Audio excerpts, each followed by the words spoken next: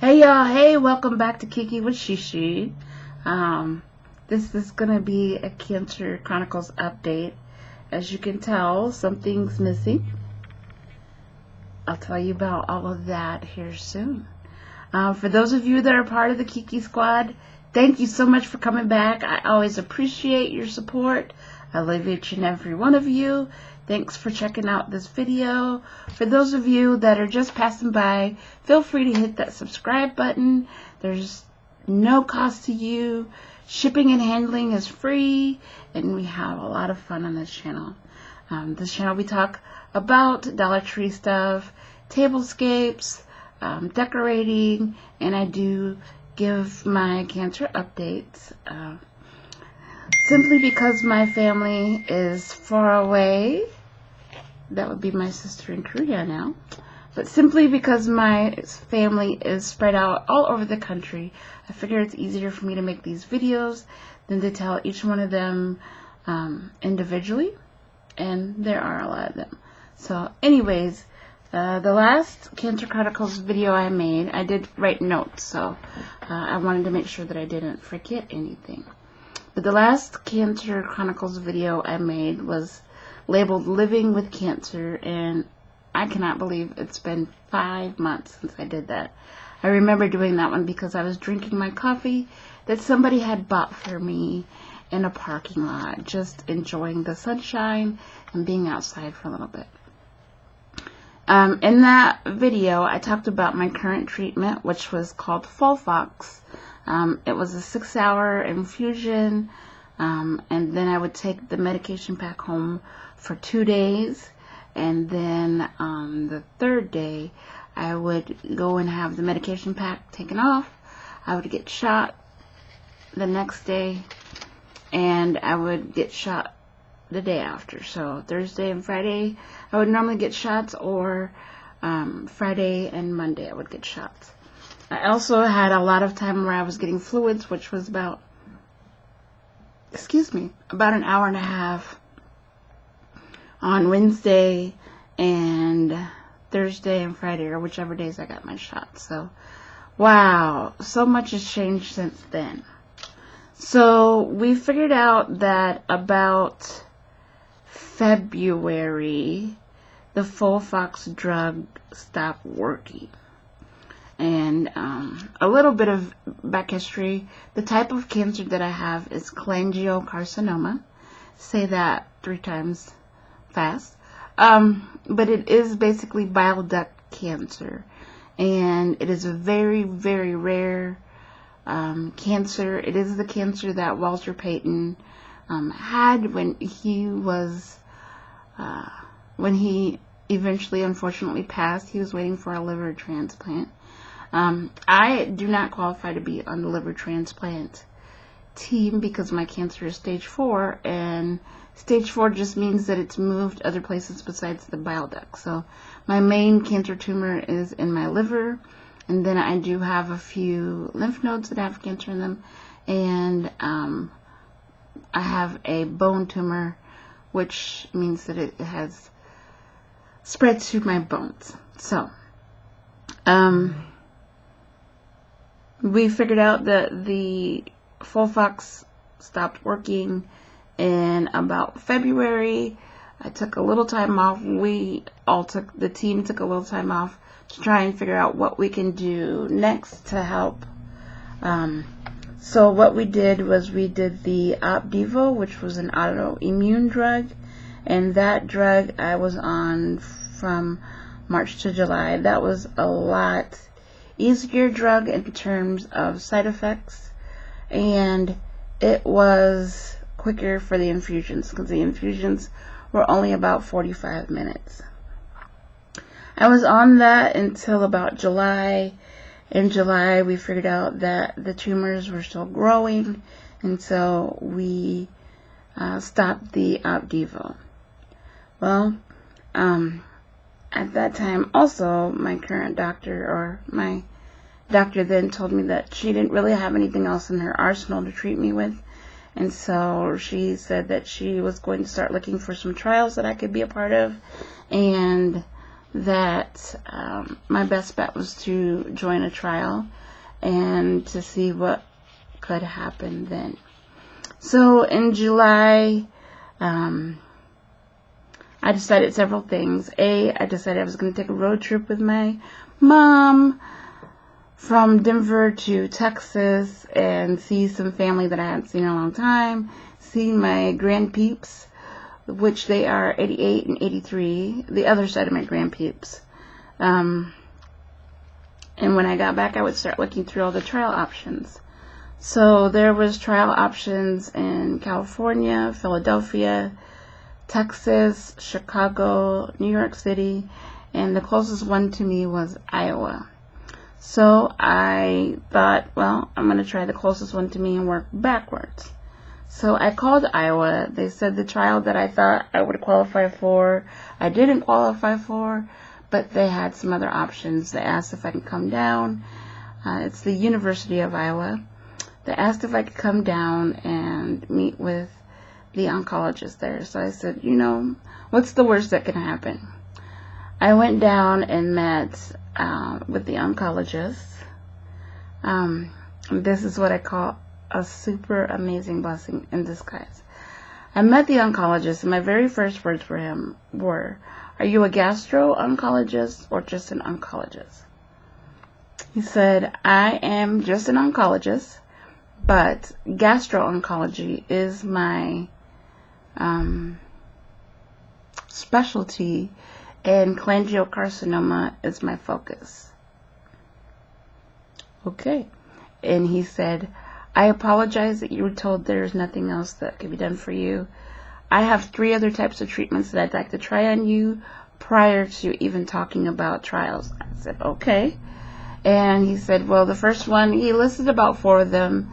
One of them was me going back on Gemzar, cisplatin, and adding an additional drug. And he said that's where he wanted to start. He said he wanted to get another set of CAT scans, which I had just had some a month ago. But he said, I want to get a new baseline.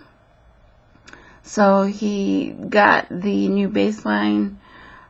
He said, I really would like to start soon, but I'm going to give your insurance 5 days to go through. So I'm going to schedule for you to have genetic testing, a liquid biopsy, a CAT scan, and your first chemo treatment next Friday. I cannot tell you guys how excited, how giddy, how I felt like I took that faith walk with God and He answered me. And oh my God, He has just been so faithful to me through this whole process. So we started that first week. I got to talk to the doctor. Amazing doctor. I am in constant contact with him. Because my first treatment, my platelets went down so far, he has me check my platelets twice a week, red blood count, white blood count, and hemoglobin, and I give that information to him twice a week, and that's just so that we can make sure that I don't need a blood transfusion or a platelets transfusion, because these treatments are pretty hard on the body. So I've had 2 treatments. My hair fell out probably a week and a half after my first treatment. I wasn't overly sad or emotional or whatever, because I'd had the Gemzar cisplatin before, and because I've been in this fight for 2 years, and I knew eventually it would happen. It shocked me because I was taking a shower to go to a concert, and I went to wash my hair, and I pulled my hair down, and I had tons of hair on my hands in the shower. So I just called my daughter, told her to come in the bathroom afterwards, and she was like, it's okay, it doesn't look so bad when it's curled. It just looks like it's curly, not like you have any spots. So, she fixed my hair up for me. I went to the concert. And then 2 days later, I was doing something, and I thought I felt hair in my ear, and I just kind of went like that. And I had a handful of hair. And so that night I went to the bathroom, and I just started pulling the other handfuls out, and there we go. So I wore a beanie or a hat. By the way, if you are facing a bald head, Scuncy at CVS has some, it's these things, it looks kind of like it could be used as a headband. It's got 4 different ways to be used. It can be used as a scarf, a headband, a ponytail holder thing, like you put your ponytail through the hat, or a hat. Also, Scuncy at Walgreens has some seamless turbans, and I love those. So I got a couple of those too. So I'll be adventuring into scarves and things like that as the winter comes along, so that my head doesn't get too cold. Also to protect myself, since my platelets do take dips, I try to make sure that I am protecting myself from lots of germs and being in crowded places. Unfortunately, that also means that I don't go to church. I actually watch church on my pad.